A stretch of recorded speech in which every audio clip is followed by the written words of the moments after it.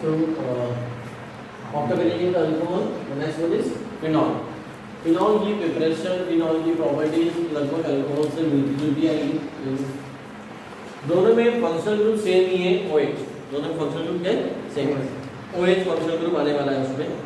तो ये जो OH है हाइड्रोक्सी, शुरुआत में होता है if OH group attach to, किससे जुड़ेगा? अल्काइल से, then it will act as alcohol. लेकिन अगर OH ग्रुप किससे जुड़ा हो? अराइल, तो वो हो जाएगा फिनॉल। फिनॉल क्या बन जाएगा? फिनॉल। तो फिनॉल याद रखिए, फिनॉल कैसे बनाते हैं, उसकी प्रिपरेशन कौन कौन सी है, और तो पॉइंट लिखकर फटाफट। Phenol is also known as carbolic acid, इसको कार्बोलिक भी कहते हैं। अभी phenol is also known as carbolic acid.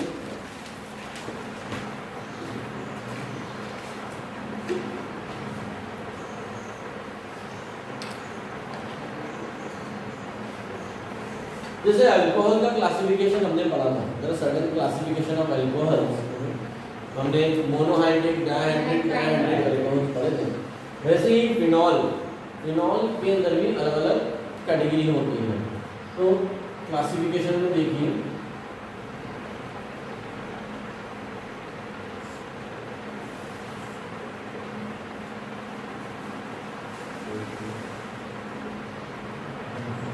जो डायहाइड्रिक होते हैं उनमें कैटेगरीज डिवाइड की गई है।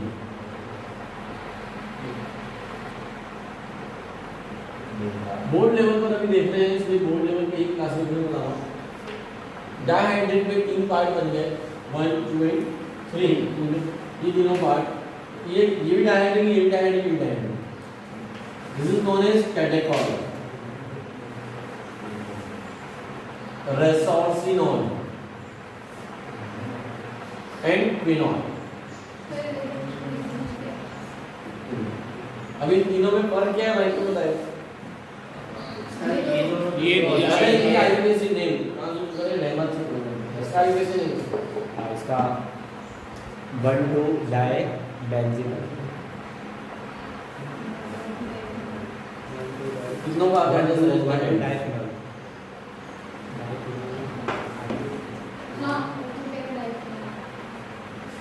आईयूपीएसी 1,2 डाई बोलना नहीं है, तो आता है तो नहीं जाएंगे।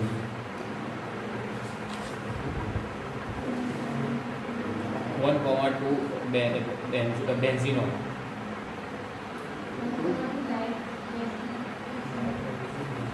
Benzene 1,2 diol. अब ये यहाँ मैंने सिखाया था कि ये OH है, इसके अंदर हमें किसी एक को सफिक्स देना होगा और किसी को प्रीफिक्स देना। 1 hydro, 1 hydro, That is a 1,2 dihydroxybenzene. yes 1,2 dihydroxy. सिखाया था यहाँ पास। इसका आईयूपीएसी नेम जो बनाया है वो कैसे बनाया? इसका नाम हाइड्रोक्सीबेंजीन भी है। यस तो phenol is also known as hydroxy. जब मैं हाइड्रोक्सीबेंजीन बोलता हूँ तो इसको बोलता हूँ प्रीफिक्स और इसको बनाता हूँ सफिक्स। ध्यान से सुनना, इसको बनाया प्रीफिक्स, इसका OH का प्रीफिक्स नाम हाइड्रोक्सी है और सफिक्स नाम ऑल। बट जब मैं इसे सफिक्स बनाता हूँ और इसे प्रीफिक्स, तो देखो इसका सफिक्स नाम ऑल, फिनॉल, प्रीफिक्स में फिनाइल, फिनॉल एक साथ जुड़ जाए बन गया फिनॉल। याद आ रहा है? यस। तो ये बनेंगे प्रीफिक्स और ये बनेंगे suffix. Suffix name benzene, phenyl ring का जो सफिक्स नाम होता है वो बेंजीन होता है। 1,2 डाइहाइड्रोक्सी, 1,4 डाइहाइड्रोक्सी, 1,3 डाइहाइड्रोक्सी, ठीक है, 1,3 डाइहाइड्रोक्सी और 1,4 dihydroxy, ortho dihydroxy, Meta dihydroxy, para dihydroxy benzene, ortho dihydroxy. अब इसको ऑर्थो डाइहाइड्रोक्सी क्यों बोल रहे हैं? दोनों एक दूसरे के ऑर्थो में है ना। और ये सवाल तो याद आई ना होगा 500 रुपए वाला। बताओ इसमें ऑर्थो मेटा पैरा कहाँ है? सर अभी तो कंप्लीट एक फंक्शनल ग्रुप आ जाए उसके बाद डिसाइड होगा। समझ रहे हैं? Yes. इसमें कोई ऑटोमेटा पेरा नहीं है। लेकिन कहीं पे भी कोई सा भी ग्रुप लगा दो, Yes. हमने यहाँ लगा दिया, X अब आ जाएगा। ऑर्थो एक छोड़ के मेटा और फिर पैरा। मान लो मैंने स्पेशल नाम दे दिए A B C D E F, हाँ तो कौन कौन सी पोजीशन ऑर्थो है? जान ली ए और ई पर क्या है? ऑटो और मेटा मेटा सी पर होगा डी डी डी हाँ, जान बांट ले नहीं सर मैं बोलूं बता बताओ जो बता रहा था उसको से क्यों बता रहा सर ऐसा असर था अशरफ क्या है ऑटोमेटा पे? ए और बी और ए और मतलब ई और बी ऑर्थो E और B ऑर्थो ऑर्थो कैसे? क्या सोचते हो? ऐसा तो नहीं अकल वकल नहीं है। सर अभी ये लोग जो मुझे चिल्ला रहे थे, लेकिन लोग ना तो हाथ ऐसे घंटी बजा रहे हैं, चिल्ला रहे थे, उनको उन्होंने आंसर सही बोला भी, तो पता है भी रूल भी बता दिया, Yes. इसको समझ नहीं पड़ा कि क्या बोल रहे हैं। सर दो लोग कंफ्यूज है, सर कंफ्यूज है, डी कंफ्यूज है। बताओ ये फॉर्म ए ऑटो सी बी और डी पेरा अरे मेटा और सी पेरा ये बहुत अच्छे से सिखाया था। ये बात इसलिए कि यहाँ निकल जाती है कि सिर्फ बेंजीन में कोई ऑटोमेटा पेरा नहीं लगा। जब तक कि उसके पास कोई ग्रुप नहीं लग जाता, हम उसकी पोजीशन को डिफाइन नहीं कर सकते जहाँ भी ग्रुप लगा होता है उसके बाजू वाले दोनों कार्बन ऑटो, बाद वाले दोनों मेटा मेटा। और फिर ये पैरा जो भी बोर्ड लेवल पे चल रहा है कि ये सब बनाऊंगा। जहाँ ध्यान रखना एआई वाले, जहाँ कॉम्प्यूटर लेवल पे जाने लगे तो वहाँ से भागेगा, वहाँ ये नहीं सिखाने वाला कि सब की बार बार लेवल पे जाता है। इसलिए ये पुराने बाप सारे लोग हैं, तो उस लेवल के क्वेश्चन सॉल्व करने में मजा आएगा। और मैं सबको चांस दे रहा हूँ, मेक योर स्ट्रॉन्ग क्वेश्चन। अब जितना बोर्ड में अच्छा परफॉर्म करोगे, इतना अच्छा अपने आप को अपडेट करोगे, सारा कंटेंट राइट करोगे, तो we are ready to attend that lecture with AI. अब उसमें आराम से बैठिए कि क्वेश्चन है, क्योंकि वहाँ क्वेश्चन के साथ वही खेल सकता है अच्छे लेवल पे जिनको बोर्ड लेवल के क्वेश्चन आ रहे हैं। तो फिर ऊपर लेवल की नई रिएक्शंस, नए क्वेश्चंस करने में जाएगा। तो कैटेगॉल रेसॉल्व, तो मैंने इसको याद भी कराया था, इसकी डीपी दी थी आप लोगों ने। कैट रेस क्विक, बिल्ली रेस से भाग गई। पीछे लगाओ, दारू पी के चैप्टर क्या चल रहा है? दारू, ठीक है ना? दारू वाला चैप्टर होगा ना। बिल्ली रेस से भाग गई, भाग गई, क्विक, कैट रेस क्विक, क्या कर रही? दारू पी गई। ये हम क्या करेंगे? Catechol, रेसोर्सिनॉल, quinol. तो ये क्लासिफिकेशन की फिनॉल में भी, ये सब भी फिनॉल है। Yes. और ये डाइहाइड्रेट फिनॉल है। क्या है? डाइहाइड्रेट। मैं कहूँगा सब्स्टिट्यूटेड फिनॉल। सब्स्टिट्यूटेड फिनॉल कौन सा होता है? That is cresol. क्या बोलते हैं उसे? रेसॉल। अभी क्रेसॉल क्या है? जब फिनॉल में मिथाइल का सब्स्टिट्यूशन होता है तो उसे कहते हैं क्रेसॉल। क्या बोलते हैं? रेसॉल। तो this is of the cresol. OH के रिस्पेक्ट में अगर मिथाइल मेटा क्रेसॉल बोलेंगे, meta cresol yes and para cresol. अब अगर ये नाम याद नहीं रहेंगे तो कन्वर्जन नहीं कर पाओगे, क्योंकि फिर से वही वो सॉल्व उठेगा कि बनाना बनाओ तो आपको पता ही नहीं कि कैसे बनाओगे। ऑर्टोक्रेसॉल, मेटाक्रेसॉल एंड पैराक्रेसॉल, तो ये सारे हुए डाइहाइड्रेट फिनॉल, ये substituted phenol. This is about the introduction of phenol.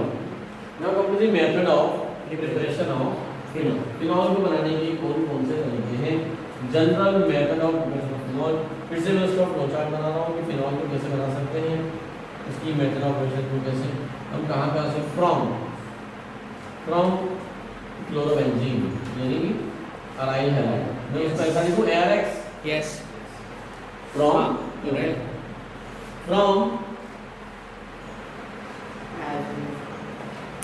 Benzene sulphonic acid.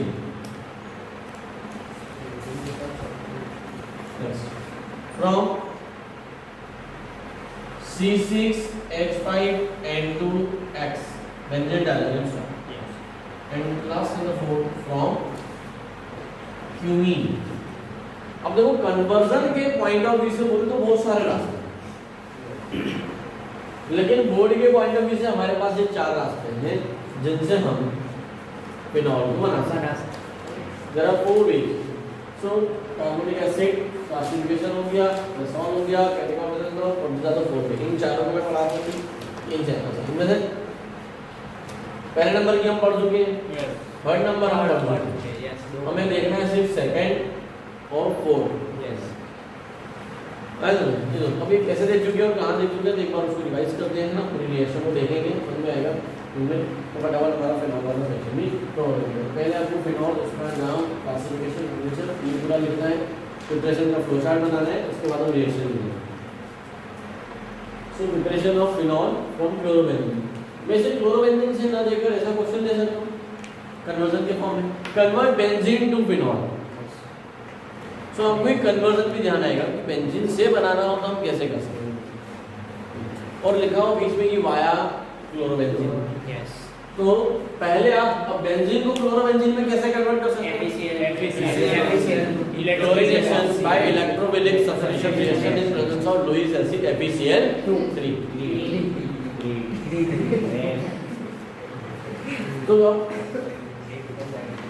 और एक केमिकल प्रॉपर्टी याद करो, अगर किसी को याद आ रहा हो कि chlorobenzene, when chlorobenzene react with NaOH plus at a temperature of 623 Kelvin and 300 atmospheric pressure plus कुछ याद आ रहा है? yes plus nucleophilic substitution reaction दे रहा था। तो जैसा इतना हाई टेम्परेचर और हाई प्रेशर क्यों लिया था? क्योंकि bond to bond नहीं एटलीस्ट कैरेक्टर देखिए आखिर बोल रहे सर बेंजीन और क्लोरीन का बॉन्ड तोड़ने ये वाला बॉन्ड तोड़ने के ये टूटता क्यों नहीं है इजीली? सर वो प्रेशराइजिंग स्ट्रक्चर के लिए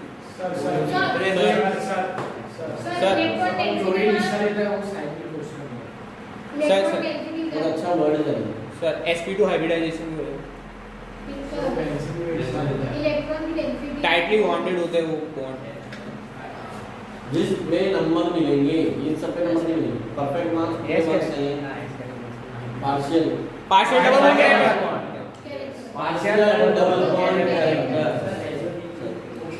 पार्शियल डबल बॉन्ड कैरेक्टर क्यों है? रेजोनेटिंग स्ट्रक्चर के लिए क्वेश्चन इसने उसमें सिखाया था ना, लैंग्वेज को समझो, क्या पूछा है और क्या आंसर देना है। खिचड़ी बनाते हैं हमें, तो गुजराती खिचड़ी बहुत चलती है, काठियावाड़ी तो आदत सी पड़ जाती है कि हर चीज में खिचड़ी बनाते हैं। टाइटली बॉन्डेड, ये सारे ना दो वर्डिंग का इसके में, ये ना बॉन्ड आसानी से नहीं टूटता है इसलिए इतने टेम्परेचर पर। क्या ये रिएक्शन सिंगल स्टेप है? डबल स्टेप डबल तो पहले क्या बनेगा? ये NaO पड़ जाएगा। बहुत फर्क है, NaO लिखूं कि ONA लिखूं? अगर NaO लिखा तो दुनिया का चमत्कार होगा। घर पे नोबेल प्राइज देने आएंगे। दो वैलेंसी हो जाएंगी, दो ठीक है, क्योंकि एक तो वैलेंसी भी हो नहीं सकती। यस, एक ही होती है। वो है ना भी जाना पड़ेगा। समझ में आया बंगाली? हैं? ये O N A ये कौन है करेंगे? चलो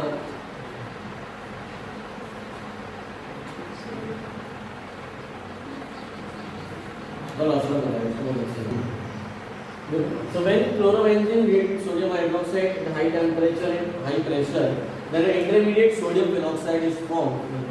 अब ये क्यों बनाया जाता है? क्योंकि फिनॉक्साइड आयन बहुत अच्छा बेस होता है। क्लोरोबेंजीन के कंपैरिजन में ये अच्छा बेस है, और इसमें जैसे ही पानी डालेंगे H+H2 एसिडिफिकेशन करेंगे, इजीली Na हट जाएगा और H+ आ जाएगा, और क्या बच जाएगा? फिनॉल। तो फ्रॉम क्लोरोबेंजीन वाला कवर हो जाता है।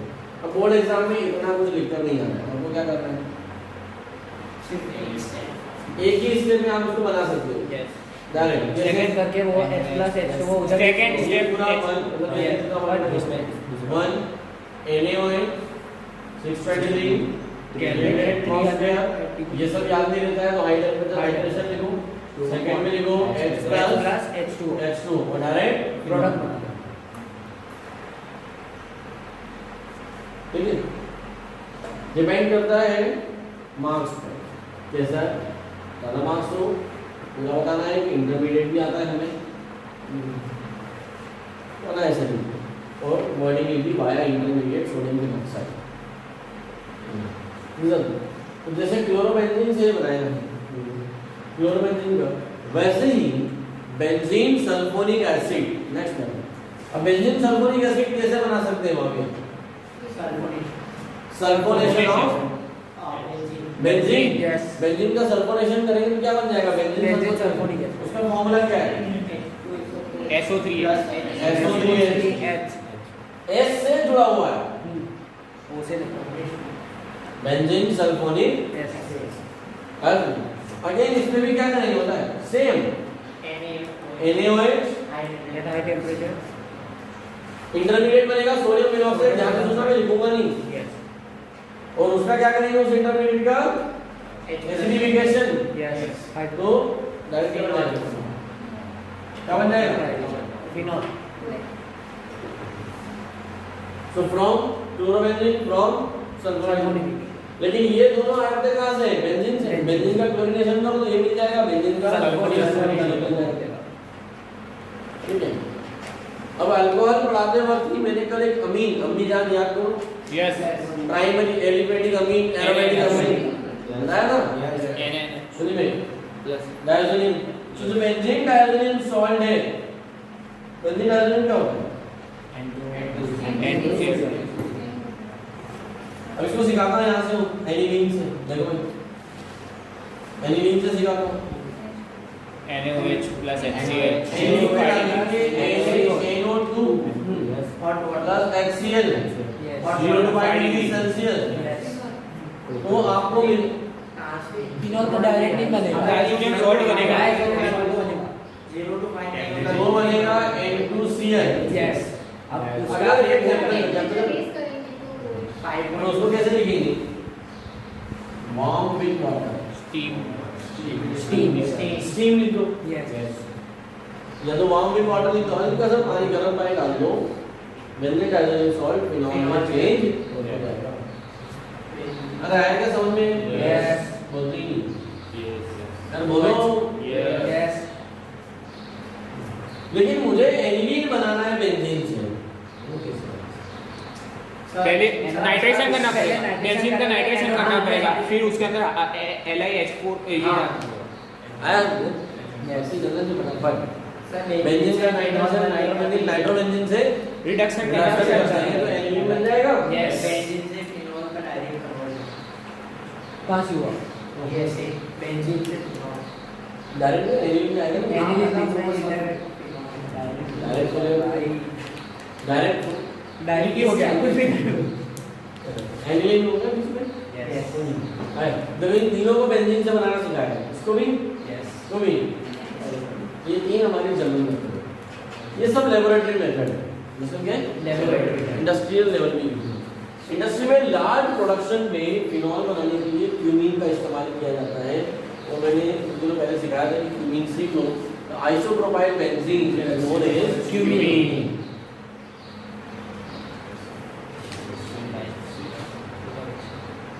ठीक है, दिस इज आइसोप्रोपाइल बेंजीन, इसे क्या बोलेंगे? क्यूमीन। रिएक्शन का नाम है क्यूमीन पेरोक्साइड रिएक्शन। जब क्यूमीन का ऑक्सीडेशन करते हैं तो ये वाला जो कार्बन है ये ऑक्सीडाइज हो जाता है, क्या हो जाता है? ऑक्सीडाइज और प्रोडक्ट कुछ ऐसा बनता है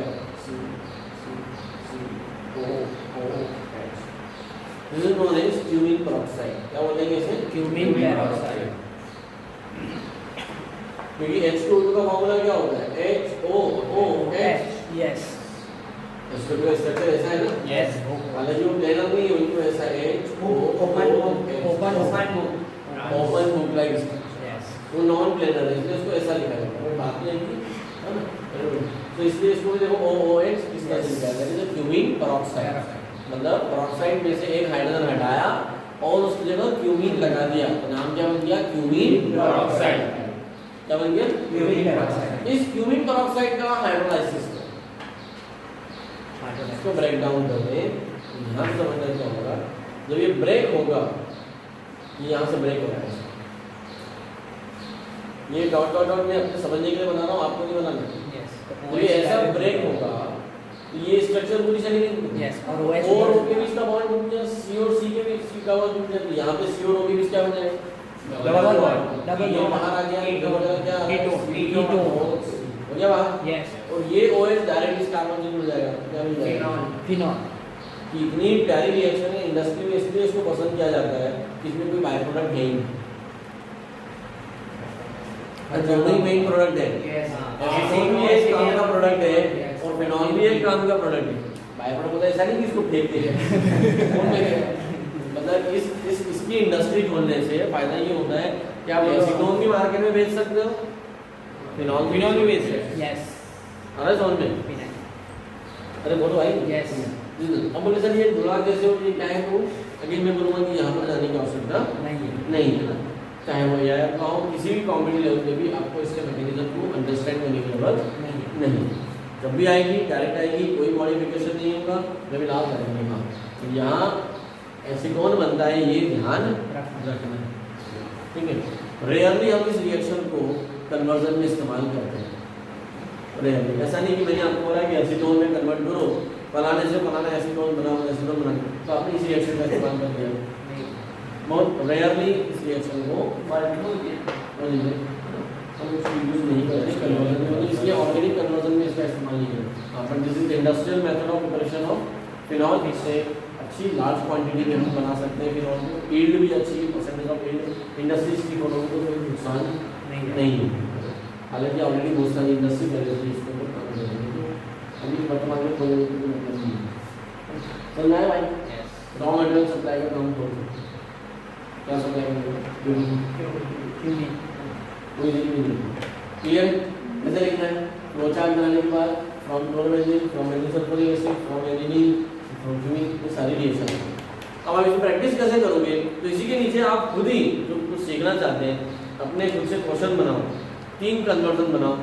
convert benzene to phenol via chlorobenzene, benzene to phenol via sulphobenzene, and convert benzene to phenol via aniline. तो आपको बेंजीन से ही बनाना है, एक प्रैक्टिस आएगी कि बेंजीन से फिनॉल कैसे बनाना है, थ्रू एनिलीन, बेंजीन से phenol through benzene sulphonic acid. Clear है? कोई दिक्कत? This is about method of preparation, that's taking of physical properties. Physical properties of phenol after preparation. Alcohol के जैसे यहाँ पर किसी की फिजिकल प्रॉपर्टी में ज़्यादा वेरिएशंस नहीं है। अल्कोहल बहुत सारे आइसोमर्स बनाते हैं, लेकिन इसमें कोई आइसोमरिज्म नहीं है। जैसे आपने देखा C4H9OH के 4 आइसोमर बनते हैं, N-ब्यूटाइल, N-ब्यूटाइल, आइसोब्यूटाइल, N-ब्यूटाइल। सो वहाँ मोलेकुलर मास में बॉइलिंग पॉइंट में वेरिएशन है, सॉलिबिलिटी में वेरिएशन है, बट फिनॉल का तो कोई आइसोमर है ही नहीं। There is no isomers of phenol, तो इसका कोई कंपैरिजन भी नहीं बनता। लेकिन अगर मैं बात करूँ कि फिनॉल और अल्कोहल को कंपेयर किया जाए, सिर्फ इन दोनों को ही, तो हाइड्रोजन बॉन्डिंग के रिस्पेक्ट में अगर हम कंपेयर करें, एक तरफ है आपका CH3OH मान लो, और दूसरी तरफ है फिनॉल, तो बहुत है tendency to form hydrogen bond with water. ध्यान रखना, वो सारे ऑर्गेनिक कंपाउंड जो वाटर के साथ हाइड्रोजन बॉन्ड बना सकते हैं, उनका बॉइलिंग पॉइंट हमेशा ज़्यादा होता है। क्या होता है? ज़्यादा होता है।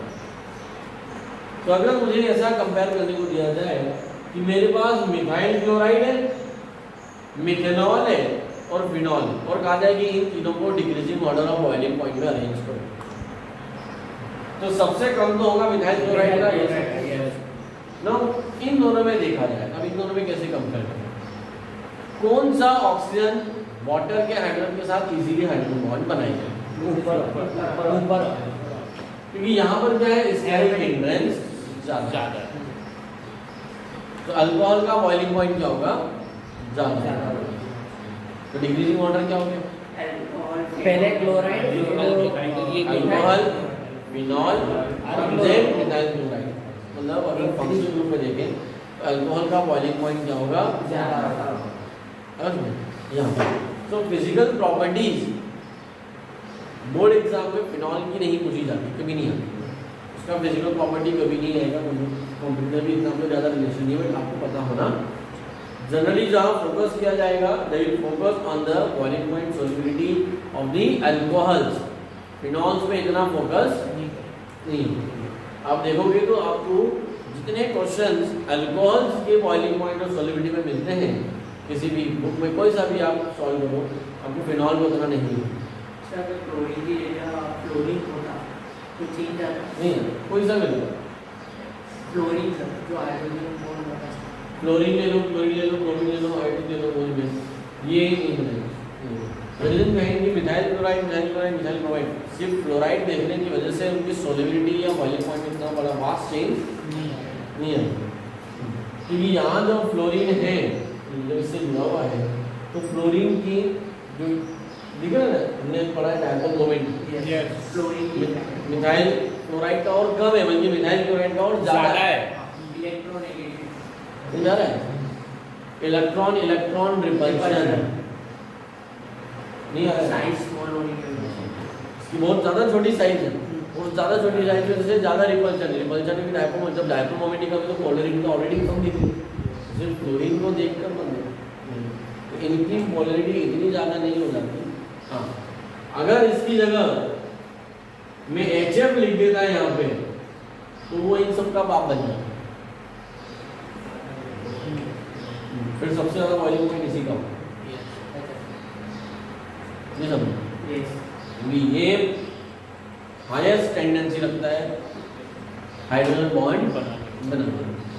ये अब ऑर्गेनिक कंपाउंड नहीं बचा, अब कंपैरिजन हो गया है इनऑर्गेनिक और ऑर्गेनिक। HF एक इनऑर्गेनिक कंपाउंड, हाइड्रोफ्लोरिक एसिड, और HCl लिख देता तो काटा नीचे आया। सबसे नीचे अरे HF ऊपर लिया तो HCl नीचे, बिना वेरिएशन है। तो जो भी डिस्कस किया फिनॉल को प्रॉपर्टी में, just only for the competitive part only में, no one student of the board student have to write the physical properties of phenol, इसको भी सब आगे लिखने की आवश्यकता नहीं है। So we can come directly on to the chemical properties of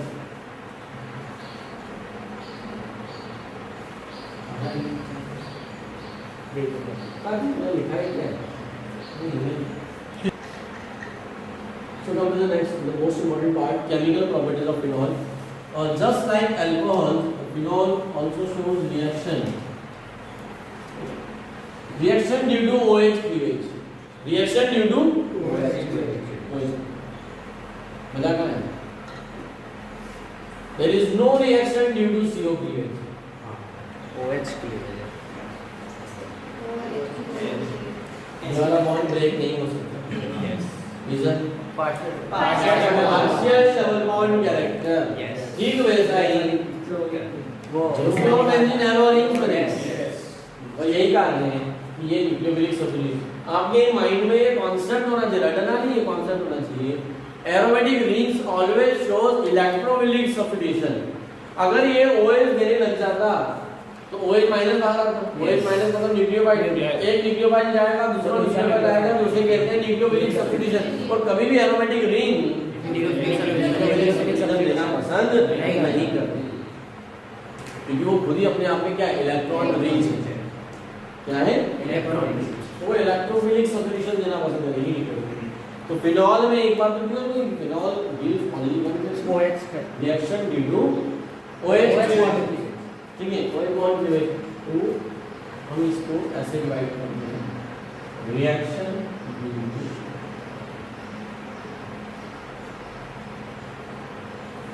OH cleavage, then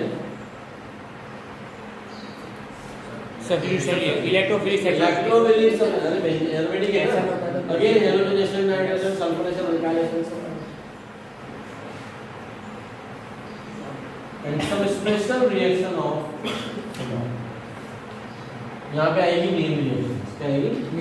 एक मॉल तो reaction due to OH cleavage के दो पार्ट होते हैं, acidic character and esterification. Acidic character and esterification. Electrophilic substitution में हम देखेंगे हैलोजिनेशन, सल्फोनेशन, नाइट्रेशन,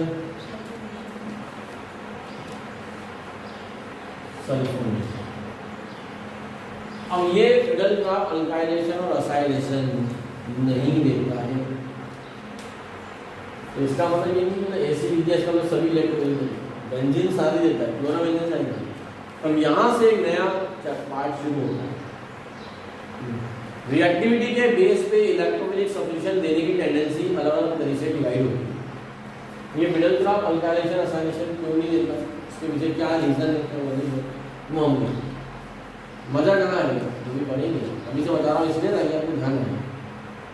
ये हैलोजिनेशन भी दो टाइप का है, मतलब तो आपने एक ही टाइप का है, नाइट्रेशन भी दो टाइप का है और सल्फोनेशन भी दो टाइप का है। हैलोजिनेशन भी दो, नाइट्रेशन भी दो।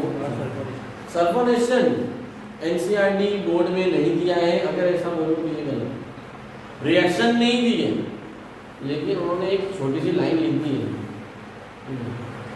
Just like halogenation nitration try to practice sulphonation of benzene. Reactions है ही नहीं वहाँ पे, तो लिखा है कि आप खुद से उसको prepare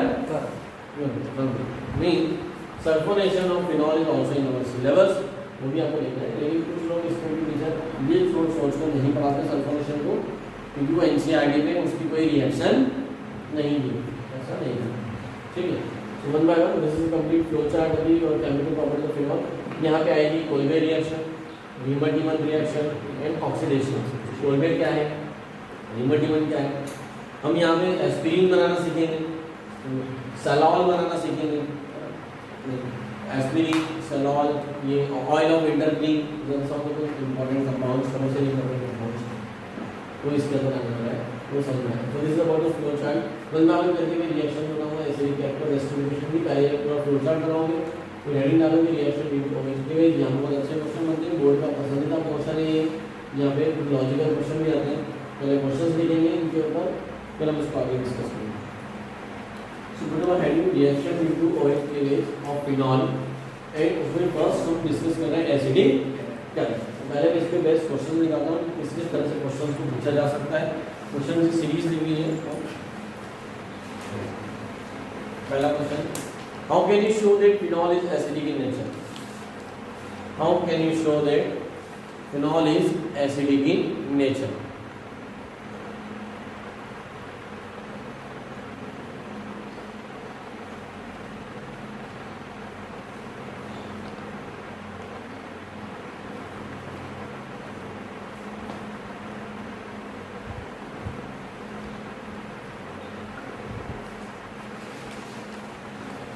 Why phenol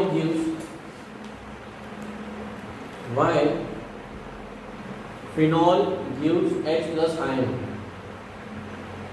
Why phenol gives H plus ion? Why phenol is proton donor? ऐसा भी लिख सकते हैं, ठीक है। Third,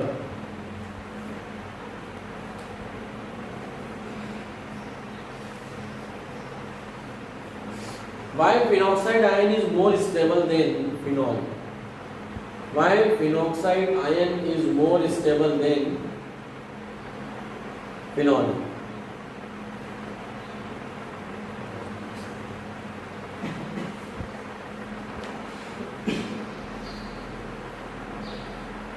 So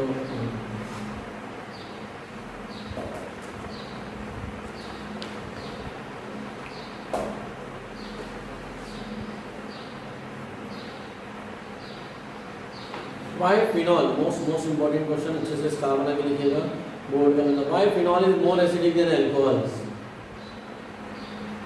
Why phenol is more acidic than alcohols?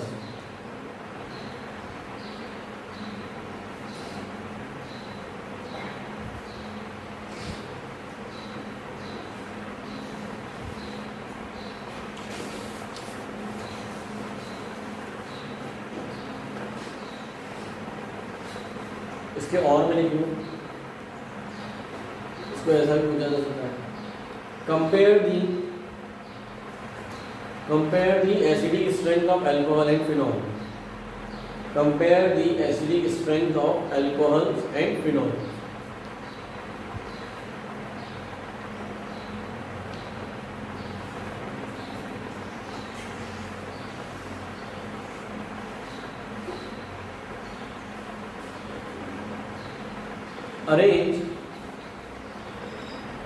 Arrange alcohol, water and phenol. Arrange alcohol, water and phenol in decreasing order of acidic strength. Decreasing order of acidic strength. ठीक है?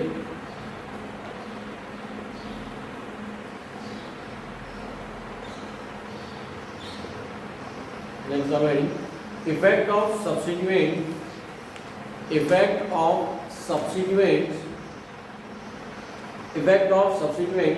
on acidic strength of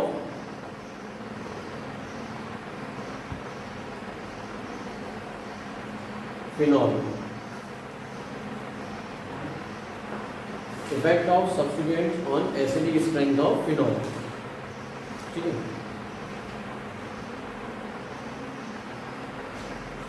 देखो इसके अंदर question कौन सा number का question के अंदर 6 number. Arrange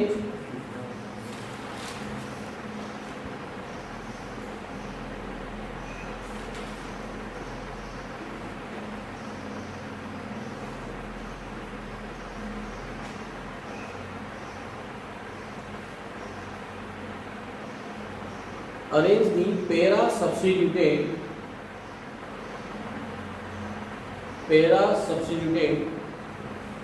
methyl,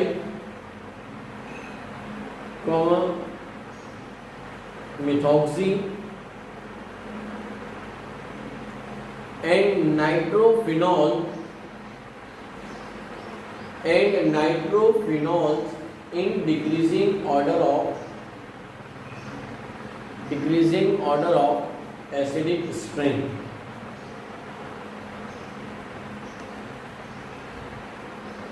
Next question.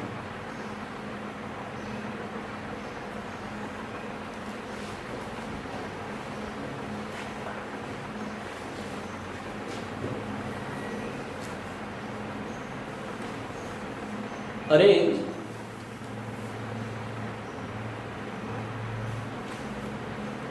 2,4-dinitrophenol,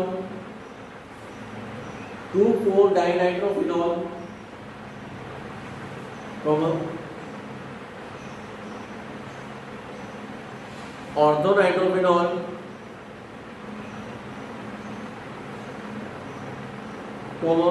picric acid,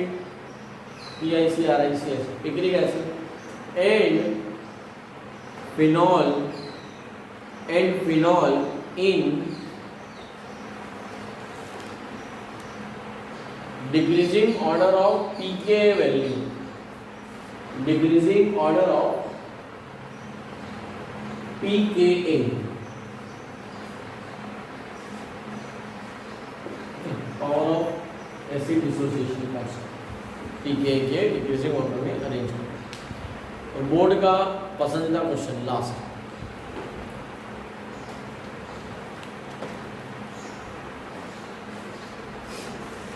With the help of any chemical reaction,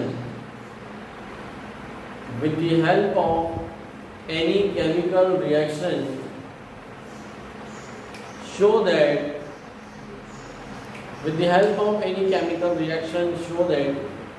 alcohols are weaker acid than phenol. Alcohols are weaker acid than phenol.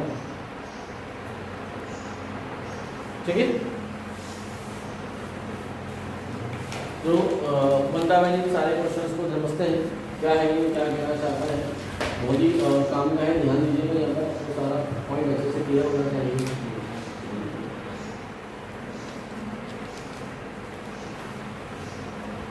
देखो alcohol को पढ़ा दो, मैंने बताया ना कि जब अल्कोहल का OH बॉन्ड क्लीवेज होता है तो अल्कोहल की ये लोन पेयर काम करती है।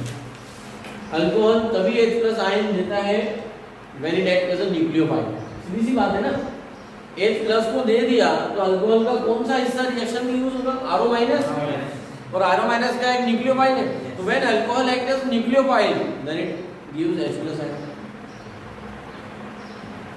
तो वो क्या देगा? न्यूक्लियोफाइल का काम करेगा। When it act as a electrophile, अब जब इसको इलेक्ट्रोफाइल का काम करना है तो इलेक्ट्रोफाइल का मतलब होता है प्लस, तो वो प्रोटॉन को एक्सेप्ट करेगा। क्या करेगा? तो इसलिए ध्यान, alcohol act as a nucleophile as well as alcohol act as a electrophile. When it act as a nucleophile it give H+ ion, when it act as electrophile it accept H+ ion. तब H+ को लेगा कैसे? जब दे रहा है तो बना रहा है RO- + H+, लेकिन जब लेगा अल्कोहल कैसे लेगा? ऑक्सीजन के पास क्या है? दो है।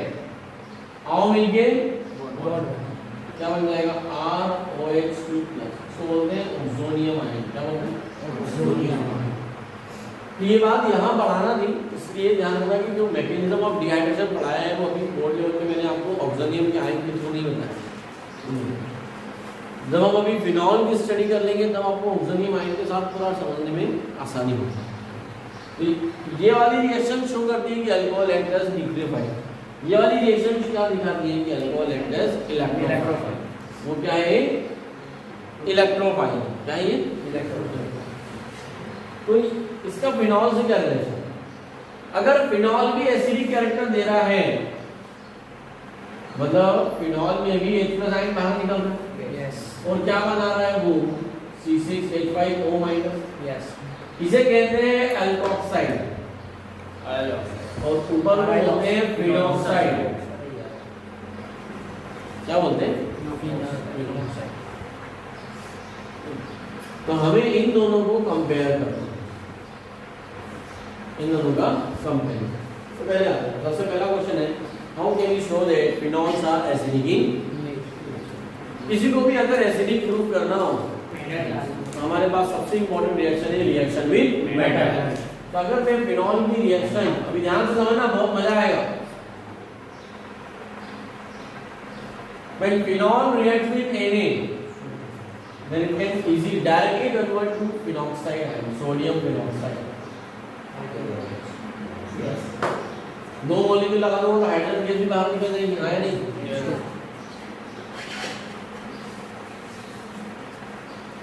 When phenol reacts with metal, then it releases hydrogen gas. The release of hydrogen gas shows that it is acidic nature. जब भी किसी को एसिड प्रूफ करना हो उसकी मेटल से रिएक्शन करना। लेकिन इससे ये प्रूफ नहीं होता कि वो स्ट्रॉन्ग है कि वीक है, सिर्फ ये प्रूफ होता है कि वो एसिड है। दूसरी रिएक्शन, पहली रिएक्शन क्या है? रिएक्शन सोडियम की जगह आप एल्यूमिनियम की ले सकते हो, बैलेंस से बाद में कर देंगे, एल्यूमिनियम की वैलेंसी अलग होगी, ठीक है। रिएक्शन विद बेस, बेस नहीं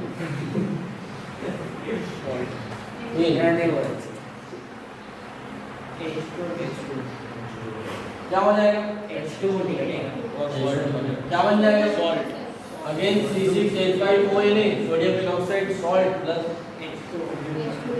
So phenol easily react with strong base sodium hydroxide. But जब यही रिएक्शन में अल्कोहल के साथ कराता हूँ, no reaction.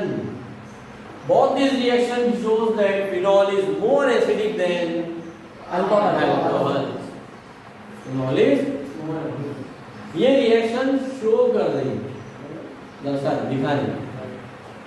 हमने इससे प्रूव कर दिया कि फिनॉल एसिडिक नेचर का है, इससे प्रूव कर दिया कि फिनॉल एसिडिक नेचर का है, इससे ये प्रूव कर दिया कि फिनॉल अल्कोहल से अच्छा एसिड है। इन सब के पीछे वाई लगा, why phenol is more acidic than alcohol, why phenol is acidic in nature because it gives इसका आंसर है H+ आयन, इसका आंसर H+ आयन। इसलिए इसमें बोलो नहीं, सुनो। क्वेश्चन था why phenol is acidic in nature. पहला क्वेश्चन था how can you show that phenol is acidic in nature with the help of this reaction. With the help of this reaction दो reaction है show करने की। दूसरा question क्या था? Why phenol is acidic in nature? Because it can give H plus ion. How it can give H plus ion and why it is giving H plus ion? Double partial double bond reaction, कोई देखना चाहिए which leads to the breakdown of covalent bond. H देखो phenoxide सीधे मेरे कोई भी काम मैं पढ़ा क्यों रहा हूँ? स्टेबिलिटी के तो याद है 11th क्लास में स्टेबिलिटी का कॉन्सेप्ट दिखाया था। मैंने कहा था नहीं मैं भाग जाऊंगा। जैसे भाई अगर मैं आप लोगों को बोलूँ कि आप कितने भी घंटे पढ़ो, 24 घंटे पढ़ो, दिन रात मेहनत कर लो, लेकिन सिलेक्शन नहीं होता, क्या हो है ना? फटाफट हिंदी तो है ही है, बोरिया में चल रहा है, घाटे डंगा हाथ ताप के काम करना, क्या जरूरत मेहनत करने? ऑलरेडी पहले से ही गवर्नमेंट ने डिसाइड कर दिया, नरेंद्र मोदी ने कल एक बिल पास किया कि अनिपा स्कूल के बच्चे जितनी पढ़ाई कर लें हम इनको सेलेक्ट नहीं करेंगे। तो जब सेंट्रल गवर्नमेंट से ही रूल पास हो गया तो फिर कुछ नहीं हो सकता। समझ में क्या कोई इतनी रिएक्शन है वो दिन रात मेहनत करें और कुछ नहीं छोड़ दें। अरे कुछ समझ में आ रहा है? ऐसी जगह सर अनाउंस कर दें कि भैया यहाँ पे कितना भी मेहनत कर लो सैलरी नहीं मिलेगी, चाहे सिलेक्शन दो कुछ भी करो वो करना है उनको सैलरी तो नहीं मिलेगी। ठीक है, ये अनाउंसमेंट का स्टेटमेंट खत्म होगा उसके पहले में इन दो प्रश्न की तैयारी समझ में। सारा काम जीवन में जो हो रहा है आप लोग पढ़ रहे हो स्टेबिलिटी, मैं पढ़ा रहा हूँ स्टेबिलिटी, हम खाते हैं स्टेबिलिटी, ये रिएक्शन दे रहे हैं स्टेबिलिटी, ये H+ आयन अगर दे रहा है तो मजा आ रहा होगा ना। आप सेट होने के लिए पिक्चर देखने थोड़ा जाते हैं।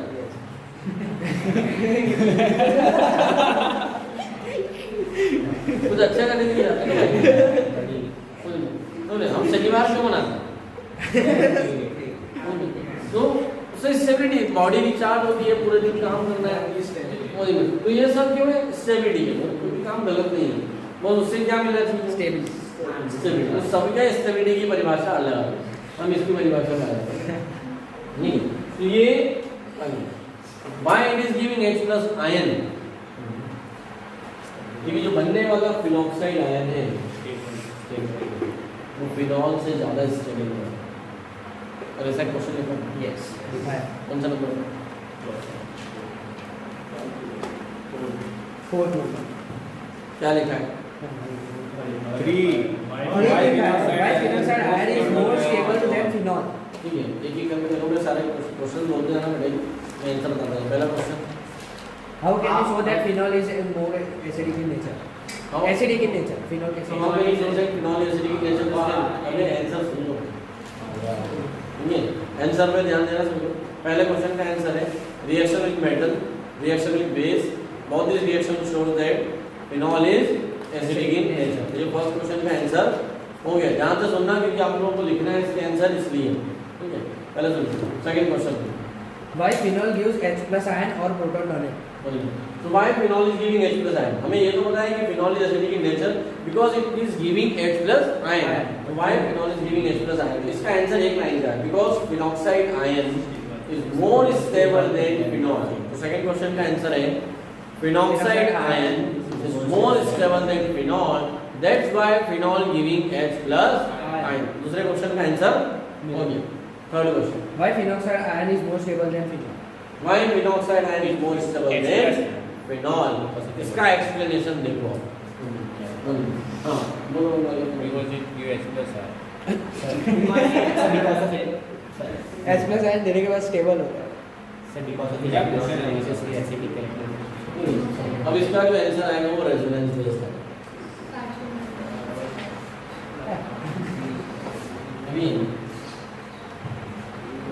ये प्लस R इफेक्ट। अब कुछ भी व्यक्ति मत बताओ, ये क्वेश्चन का आंसर थोड़ा बड़ा है, तो समझने के लिए आपको फिनॉल और फिनॉक्साइड दोनों के रेजोनेटिंग स्ट्रक्चर बनाने पड़ेंगे। दोनों। तो रेजोनेटिंग, मैं रेजोनेटिंग स्ट्रक्चर बना रहा हूँ, तो फोकस करो। पहले बना रहा हूँ फिनॉल, थोड़ा पास बनाऊंगा, आप लोगों को बनाना आते ही है ना। एक बार बॉन्ड पे, एक बार कार्बन पे, एक बार बॉन्ड पे, ये रोटेशन आप लोगों ने सीख रखी है, समझो। यस मैं पहले बना रहा हूँ फिनॉल की। फिनॉल के पास कितने लोन पेयर है? 2 लोन पेयर है। ये लोन पेयर देखो भाई बॉन्ड पे यस यहाँ से गया कार्बन, तो मैं डायरेक्ट डबल हेडेड एरो के साथ बना रहा हूँ, सिंगल सिंगल नहीं बना रहा हूँ, इंटरमीडिएट नहीं बना रहा हूँ। यहाँ से बनाया तो जैसे बनेगा ऑक्सीजन का आ जाएगा, ऑक्सीजन इलेक्ट्रॉन दिए उसको प्लस चार्ज, और एक यहाँ जाएगा डबल बॉन्ड, इलेक्ट्रॉन नहीं, यहाँ जाएगा माइनस चार्ज लोन पे, ये डबल बॉन्ड यहाँ, ये डबल बॉन्ड यहाँ। अब ये यहाँ जाएगा, यहाँ से यहाँ इलेक्ट्रॉन शिफ्ट करेंगे, जैसे यहाँ शिफ्ट करेंगे, ये होगी इसकी रेजोनेंस स्ट्रक्चर नंबर 1। इसकी रेजोनेंस स्ट्रक्चर नंबर 2 क्या बनेगी? स्ट्रक्चर नंबर 2 में यहाँ डबल बॉन्ड रहेगा, OH रहेगा, O पे प्लस चार्ज रहेगा, माइनस चार्ज, नॉन पेयर, यहाँ डबल बॉन्ड, यहाँ डबल बॉन्ड। यस, ये है रेजोनेटिंग स्ट्रक्चर नंबर 2। इसकी रेजोनेटिंग स्ट्रक्चर नंबर 3 क्या बनेगी? स्ट्रक्चर नंबर 3 में अगर हम बनाएंगे तो यहाँ डबल बॉन्ड रहेगा, O रहेगा, H रहेगा, प्लस चार्ज रहेगा, न्यूट्रन के साथ में ही ये इलेक्ट्रॉन यहाँ शिफ्ट हो जाएंगे, तो ये डबल बॉन्ड है, ये डबल बॉन्ड है, ये माइनस चार्ज, नॉन पेयर यहाँ शिफ्ट हो जाएंगे। यस नो, ये वही रेजोनेटिंग स्ट्रक्चर नंबर 3। और अगर यही बॉन्ड वापस से यहाँ चला जाए और ये यहाँ शिफ्ट हो जाए तो अगेन फिर से आपको क्या बन जाएगा? फिनॉल, और उसके डबल बॉन्ड क्या हो जाएंगे? शिफ्ट हो जाएंगे। तो these are the resonating structures of phenol. Now see here resonating structures of phenoxide ion.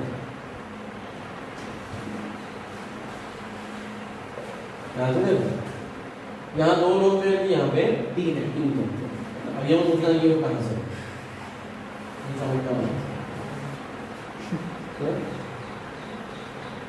Phenoxide का पहला resonating structure double bond O, ठीक है। इलेक्ट्रॉन यहाँ है, यहाँ डबल बॉन्ड बना, यहाँ पे माइनस चार्ज, फिर क्या होगा? नेक्स्ट ये बॉन्ड यहाँ पे,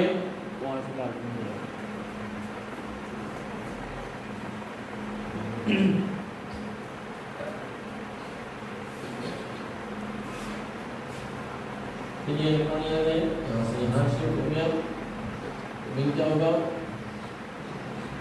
आपका final resonating structure minus double bond O, ये बॉन्ड यहाँ आ गया, यहाँ बॉन्ड जाएगा, ठीक है। जब ये वाले इलेक्ट्रॉन फिर से यहाँ जाएंगे और ये यहाँ जाएगा तो आपको फिर से फिनॉक्साइड आयन मिल जाएगा। और मैं इसे करता A C, this is resonating structure number A, resonating structure B, resonating structure C। अब इन दोनों को देखकर क्या कोई गेस कर सकता है जिसको आता होगा से रेज है ना, इसको फिश मार्केट नहीं करना है कि वहीं से पेटेंट से चलना है। क्वेश्चन क्या है? Why phenoxide ion is more stable than phenol? इस क्वेश्चन का आंसर इन 6 स्ट्रक्चर में छिपा है। इसे देखकर कोई गेस कर सकता है, जस्ट गेस करना है। हो सकता है वो गलत भी हो तो घबराना नहीं है, गलत जवाब देने में कोई बुराई नहीं है, लेकिन आता हूँ। So why phenoxide ion is more stable than phenol? The answer of this question is depend on all these 6 structure। आपको इनको ध्यान से कंपेयर करना होगा। होता ये है कि बाय मिस्टेक स्टूडेंट जैसा लिखकर आ जाते हैं, ये सारी 6 स्ट्रक्चर बना देते हैं और लिख देते हैं, बस आंसर रीजन लिख देते हैं कि फिनॉल के रेजोनेंस में ऑक्सीजन पे प्लस चार्ज है जबकि इसके ऑक्सीजन पे प्लस चार्ज नहीं है, इसलिए ऐसा आंसर लिखोगे तो आपको बोर्ड वाला मार्क्स नहीं देगा। दूसरा, जो बच्चे कॉम्पिटिटिव की प्रिपरेशन करते हैं और जो पोलैरिटी के बेस पे आंसर लिख देते हैं कि because of the plus charge phenol is highly polar and we know that polarity is inversely proportional to stability, इस स्टेटमेंट में भी आपको मार्क्स नहीं मिलेंगे, बोर्ड का टीचर आपको मार्क्स नहीं देगा। फिर हमें क्या स्टेटमेंट लिखना है? ऐसा हम क्या स्टेटमेंट लिखेंगे जिससे ये पता चले कि फिनॉक्साइड आयन फिनॉल से ज्यादा स्टेबल है, मतलब फिनॉल इस फॉर्म में रहना पसंद नहीं करता है, इस फॉर्म में रहना पसंद करता है, मतलब वो अपने पास H को रखना नहीं चाहता। जितनी जल्दी H उससे दूर चला जाए उतना उसके लिए फायदेमंद है। तो ऐसा क्यों? क्योंकि जब तक उसके पास H रहता है ऑक्सीजन पे प्लस चार्ज आ जाता है, और ऑक्सीजन कौन है? हाईली इलेक्ट्रोनेगेटिव एटम, मतलब उसके अंदर विकारी है, और विकारी पे प्लस चार्ज आना मतलब वो उसको दानवीर बना रहा है। तो ये नेचर के विरुद्ध है, आंसर एक लाइन का ही है, स्टेटमेंट एक लाइन का है। After comparing resonating structure of phenol and phenoxide ion, we found that the highly electronegative atom oxygen possesses positive charge in resonance of phenol. Because of this, all the resonating structures of phenols are unstable, while all resonating structure of phenoxide ions are stable. First, second answer. In case of phenoxide ion, the polarity, the charge, the delocalization of charge is takes place, and the delocalization of charge is directly proportional to stability. ये अपने mind में universal rule बनाकर लिख लो, जिसे बहुत सारे teacher polarity के form में पढ़ाते हैं कि polarity is inversely proportional to stability, charge is directly proportional to reactivity, inversely proportional to stability. आप उसे कहो स्प्रेडिंग ऑफ चार्ज, देखो ना माइनस चार्ज पहले यहाँ था, पहले यहाँ था, फिर यही चार्ज यहाँ चला गया, ये चार्ज यहाँ आ गया और अब ये चार्ज, मतलब माइनस चार्ज क्या हो रहा है, घूम रहा है। वो माइनस चार्ज क्या हुआ, अब एक ऐसा समझो, कर्जदार क्या होता है, कर्जदार कौन होता है, जो कर्जा पे कर, जो कर्जा लेता है, कर्जदार है ना, जो कर्ज ऋणी, माइनस चार्ज मतलब ऋणी, शुद्ध हिंदी भाषा में बोलो है ना, जो लेने वाला है वो दानवीर हो गया ना, ऋणी मतलब कर्ज, जिसने कर्ज लिया। मान लो मेरे पास 1 लाख का कर्ज है, ठीक है, सपोज मान लीजिए रुपीज का कर्ज है, अब 2 आदमी हैं, मेरे पे 1 लाख का कर्ज है, वहीं एक और आदमी उसमें भी 1 लाख का कर्ज है, लेकिन उसके 1 लाख 4 लोगों को चुकाना है, मतलब एक तरह से देखा जाए तो उसके पास सिर्फ 25,000 का कर्ज है, क्योंकि उसका जो कर्ज है वो कितने लोगों में डिवाइड हो गया, 4 लोगों में। अरे नहीं समझे बात, समझ रहे हो? अगर मेरे पास एक अकेले आदमी पे पूरा कर्ज डाल दूं तो उसके खर्च करने की रेट अफेक्टेड हो जाएगी, बात आ रही समझ में? वही कुछ यहाँ पे हो रहा है, प्लस चार्ज आया और वहीं बैठ गया धम्मा करके, पूरी रिंग में कहीं जा ही नहीं रहा है, यस, कहीं नहीं हिल रहा है ना, वो यहीं कहीं बैठा है, मतलब ये प्लस चार्ज पूरे रिंग में डिस्ट्रीब्यूट। मान लो अब थोड़ा बहुत फिजिक्स पढ़ते हो तो कूलम की भाषा में समझाता हूं, सपोज माइनस चार्ज मतलब 10 कूलम या 20 कूलम समझ, अभी यहाँ 20 कूलम का चार्ज यहीं कहीं बैठा है, पॉजिटिव 20 कूलम यहीं बैठा है, और इस पे ये 20 कूलम ये था, लेकिन ये 20 कूलम का चार्ज थोड़ी देर यहाँ चला गया, थोड़ी देर यहाँ चला गया, थोड़ी देर यहाँ चला गया। तो जब फिनॉक्साइड आयन की रेजोनेंस हाइब्रिड स्ट्रक्चर RHS बनाते हैं, this is resonance hybrid structure का symbol,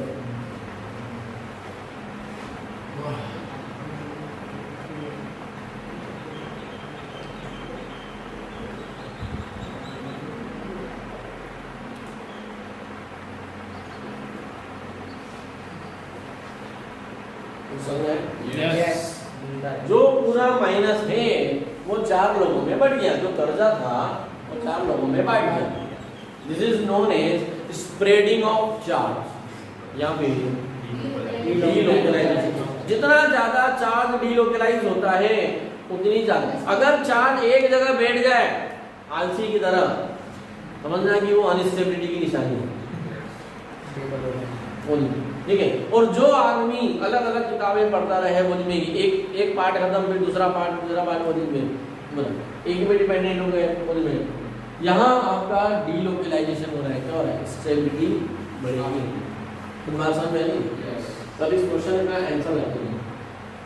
अभी कभी कभी होता है कि इस क्वेश्चन को 1 मार्क्स में पूछ लेते हैं, और मैं ऐसा पढ़ाता हूँ तो ये लोग क्या करते हैं 1 मार्क्स में सब चालू हो जाते हैं। तो 1 मार्क्स में 5 मार्क्स के बराबर नहीं लिखना है, आपको सीधे क्या बना दिए, रेजोनेंस हाइब्रिड स्ट्रक्चर, और 2 ही लाइन लिखना है, in resonating structure of phenoxide ion में delocalization of charges takes place, that's why it is more stable than phenol. तो बात समझ रही है? यस, मार्क्स अकॉर्डिंग आपके क्वेश्चन का आंसर डिसाइड, बहुत इंपॉर्टेंट पार्ट है। जहाँ ये टेक्स्ट बुक में लिखा है लैंग्वेज कॉम्प्लिकेशन जो दे रखी है, आज अगर जाके पढ़ोगे तो आपको वो लैंग्वेज समझ में। तो नहीं आया हो दोबारा इसको देखिए, दोबारा इसको कंप्लीट पढ़िए। ये सब मैंने बना के दिए हैं, आपको ये सारे स्ट्रक्चर मन से बनाना आना चाहिए। अगर नहीं आई तो समझ लीजिए कि इस चैप्टर में दिक्कत। तो ये फिनॉल ये सारे रेजल्टिंग आपको खुद को बनाना आना चाहिए, रटना नहीं है। तो रट लिया, निशान दे दिया 3 जगह -4 2 मोल कर लगाना। कैसे हो रहा है ये सब, कहाँ एरो लगाना है, एरो का जो मेन हेड है वो कहाँ रखना है। तो ये हेड बहुत इंपॉर्टेंट है, ये कार्बन पे आ रहा है, ये हेड बॉन्ड में आ रहा है, ये बीच में है, ये कार्बन में, समझ रहे हो। तो जैसे यहाँ पे है तो ये यहाँ से अब यहाँ से यहाँ जा रहा है, इतने इधर गया, तो ये कहाँ आएगा कार्बन, और यहाँ से कहाँ जाएगा, आई बात समझ में। यस, ये आपको हेड को ध्यान रखना है कि इसका हेड कहाँ है। Next clear. ये था वन क्वेश्चन कि why phenoxide ion is more stable then phenol. तो इसलिए फिनॉल जो है वो H+ आयन देना पसंद करता है। तो जो आंसर होगा इसके। Next question, why phenols are more acidic than alcohols? Why phenols are more acidic than alcohol. अब आपको बहुत ही अच्छे से समझ में आने लगेगा, बहुत ही मजा आएगा इस क्वेश्चन में। मैंने अभी ये तो शो कर दिया, 2 केमिकल रिएक्शन दिखाई ना। Yes. Alcohol can not show any reaction with base sodium hydroxide, वो सॉल्ट बना ही नहीं सकता, Yes. लेकिन फिनॉल बना सकता है। तो उसका रीजन क्या है, अब आप यहीं पे कंपेयर करो तो आपको मजा आएगा। देखो ROH ये रहा अल्कोहल, तो नहीं आ रही भाई बनाओ ये ना, देखो ROH से बना एल्कोक्साइड, H+ आयन, ये भी H+ आयन देता है, ये भी H+ आयन देता है, दोनों ही H+ आयन देते हैं, Yes. मतलब दोनों ही एसिड है। Yes. लेकिन सवाल ये है कि phenol is more acidic than alcohol, मतलब फिनॉल को H+ आयन देने में ज्यादा मजा आता है अल्कोहल के कंपैरिजन में। तो ऐसा तभी हो रहा होगा जब फिनॉक्साइड आयन अल्कोक्साइड आयन से ज्यादा स्टेबल हो। इस क्वेश्चन का आंसर एक ही लाइन का है, phenoxide ion is more stable than alkoxide ion. अब फिर लगा दो उसके पीछे बाय, why phenoxide ion is more stable than alkoxide ion. अब आंसर भी तो Phenoxide में ये स्ट्रक्चर है। क्वेश्चन समझ में आ रहा है। Yes. देखो मेरी भाषा कॉम्प्लिकेटेड लगेगी क्योंकि तुम्हारा रिपीट कर करके ना बहुत बात जाना। क्वेश्चन के अंदर क्वेश्चन है, Why? क्वेश्चन का जो आंसर है वही आंसर है क्वेश्चन है। क्वेश्चन क्या था, why Why phenols are more acidic than alcohols? Why phenols are More acidic. ये पहला क्वेश्चन था। Yes. इसका आंसर क्या है, Because phenoxide ion is more stable then Alkoxide. alkoxide ion. Phenoxide ion is more stable than Alkoxide. अब next question बन गया, why phenoxide ion is more stable than alkoxide ion? हाँ try करो जल्दी से। सर इसमें charge So phenoxide ion is more stable than alkoxide because phenoxide ion is stable due to resonance. The phenoxide ion can show resonance while alkoxide ion cannot show Resonance. And we know that resonance is directly proportional to Stability. जितना ज्यादा resonance उतनी ज्यादा Stability. अब ध्यान समझो, बहुत ही अच्छा question है, कॉम्पिटिटिव में कैसे पूछेंगे। Out of the alkoxide ion and phenoxide ion, which is a stronger base? Phenoxide ion. Phenoxide ion is a stronger base. Yes. तो एक पर ज्यादा तो नहीं, यही तो है, समझो जरा मोह माया, जल्दबाजी नहीं करना है। हम लोगों ने इक्विलिब्रियम में थ्योरी पढ़ी थी, conjugate acid base pair theory. याद आ रहा है? वीक एसिड HCl कौन है? स्ट्रॉन्ग एसिड है। Cl माइनस कौन है? आयन बोलता है अरे वो बेस है। Base है. अगर ये एसिड है तो वो ये कॉन्जुगेट बेस है। Yes. हर एसिड का आयन कॉन्जुगेट बेस होता है। Yes. तो फिनॉल कौन है? Acid. Acid. फिनॉल एसिड है। Yes. उसका फिनॉक्साइड आयन कौन है? Conjugate base. Conjugate base है। Yes. अरे वो समझ में आ रहा है? Yes. कंपेयर कोई अच्छा एसिड तभी होगा जब उसके H+ आयन देने के बाद एक स्ट्रॉन्ग बेस बनता है। Yes. यस तो phenoxide ion stronger conjugate base as compare to alkoxide ion. ये जो स्टेटमेंट बोला है ये बोर्ड वालों को सुनना ही नहीं। कान में दूसरे डालेंगे ध्यान, क्योंकि कंफ्यूज कर देगा, फिर समझ पड़ेगी नहीं तो लिखते, फिर वो शाम को बैठ जाओगे। जब सर चकराता है तो फिर समझ लो क्या कर रहे हैं,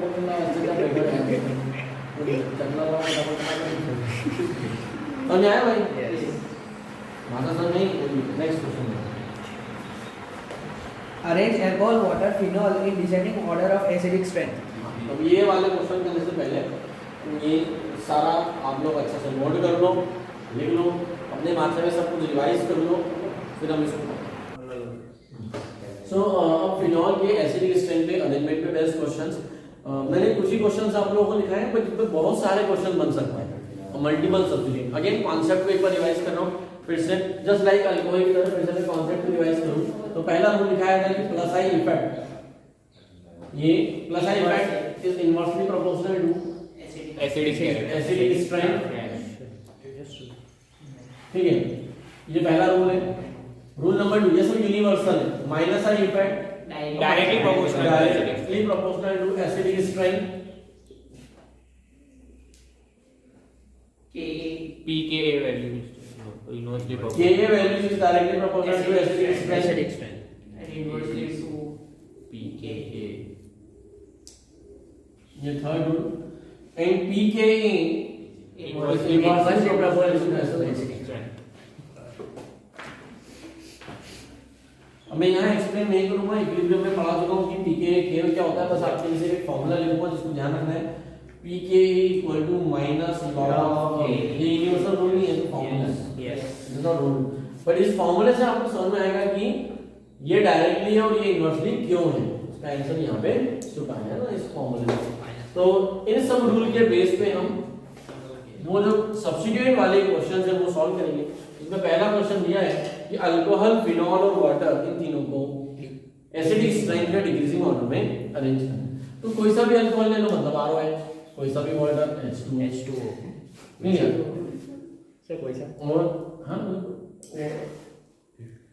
सोचा होना डिस्टिल या कोई ठीक है। तो ये अल्कोहल, ROH, वाटर और फिनॉल इन तीनों की एसिडिक स्ट्रेंथ को कंपेयर करना है। हमें बताया कि ये भी H+ आयन देता है, ये भी H+ आयन देता है और ये भी H+ आयन देता है। लेकिन कोई H+ आयन तब देता है जब देने के बाद बनने वाला आयन स्टेबल होना चाहिए। सबसे ज्यादा स्टेबल इसमें क्योंकि इसमें क्या है, रेजोनेंस में क्या है, रेजोनेंस। इसके H+ आयन देने का बनेगा OH- आयन और इसके H+ आयन देने का बनता है R। लेकिन इसका जो R है वो प्लस आई इफेक्ट देता है। yes इसके प्लस आई इफेक्ट से क्या हो जाएगा, एसिडिक स्ट्रेंथ कम हो जाएगा। तो आंसर क्या आया, phenol, water and then clear. ये क्वेश्चन आंसर ये रूल्स। नेक्स्ट फिर effect of substitution on acidic strength वो टॉपिक है। हां उसमें अरेंज द पैरा सब्स्टिट्यूटेड कोई भी हम इसमें पैरा पोजीशन, आउट पोजीशन किसी को भी कुछ भी लगा सकते हैं। सपोज मेरे पास में पैरा क्रेसॉल है, para cresol, yes then para methoxy phenol और नाइट्रोफिनॉल। तो अब ध्यान से देखो, है तो फिनॉल ही तीनों, यस और इसके साथ में फिनॉल भी ले लेते हैं, 4 ले लेते हैं। ठीक है, इन चारों को डिक्रीजिंग ऑर्डर Ka वैल्यू के डिक्रीजिंग ऑर्डर में अरेंज करना है। यस ठीक है, जितनी ज्यादा K वैल्यू उतना अच्छा है। तो सबसे अच्छा एसिड कौन है वो देखते हैं। अभी आपको ये पता होना चाहिए। अब ये कैसे पता चलेगा, तो आपको प्लस आई और माइनस आई का ऑर्डर 11th में हम GOC के अंदर पढ़ चुके हैं। तो CH3 प्लस आई, OCH3 प्लस आई, लेकिन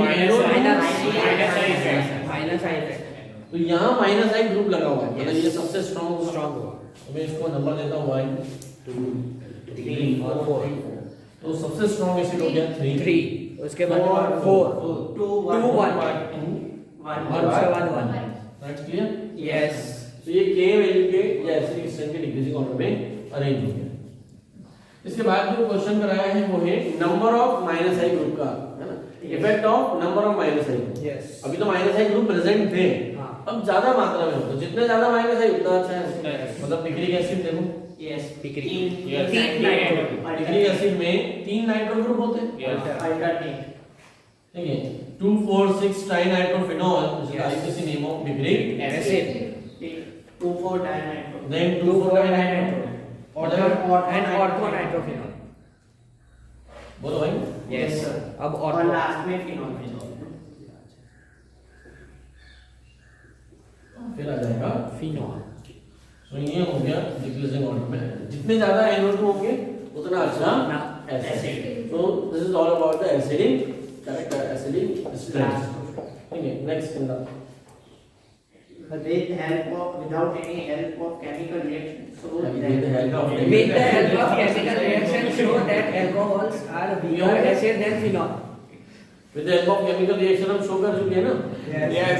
फिनॉल मेटल मेटल के साथ Metal बेस के साथ base के साथ भी दे रहा है। अल्कोहल मेटल के साथ भी देता है। Yes, बस base के साथ नहीं देता। Yes. इससे ये प्रूफ होता है कि phenols are more acidic than alcohol. ठीक है। Yes. तो यहाँ पे हो जाता है हमारा complete. Esterification of phenol is just like similar to alcohol. Phenol ध्यान से समझना, सुन लेना सब लोग।